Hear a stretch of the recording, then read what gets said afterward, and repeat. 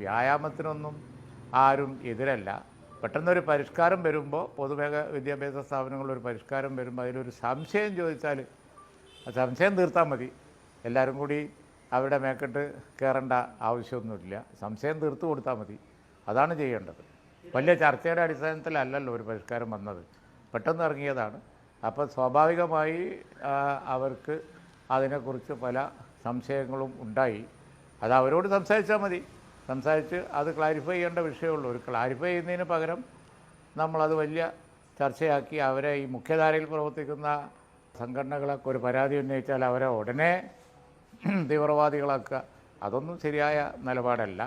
ഞാൻ ഈ വിഷയം അറിഞ്ഞ ഉടനെ തന്നെ വിദ്യാഭ്യാസ മന്ത്രിയോട് സംസാരിക്കുക എന്നാണ് അദ്ദേഹം എന്നോട് പറഞ്ഞത്. അവരൊക്കെ ആയിട്ട് സംസാരിക്കുക.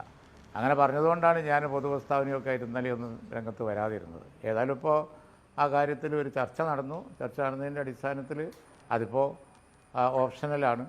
അതുപോലെ തന്നെ സംശയ നിർവൃതി വരുത്താം എന്നുള്ള നിലപാട് ഗവൺമെൻറ് എടുക്കുകയും ചെയ്തു. വ്യായാമത്തിനോ അല്ലെങ്കിൽ കുട്ടികളുടെ മാനസിക ഉല്ലാസത്തിനോ ഒക്കെ ആയി എന്തെങ്കിലും ഒരു കാര്യം ചെയ്യുന്നതിനൊന്നും ഒരു സംഘടനയും എതിർക്കൂല, പ്രോത്സാഹിപ്പിക്കുകയുള്ളൂ. ആ കാര്യത്തിൽ ആർക്കും സംശയം വേണ്ട.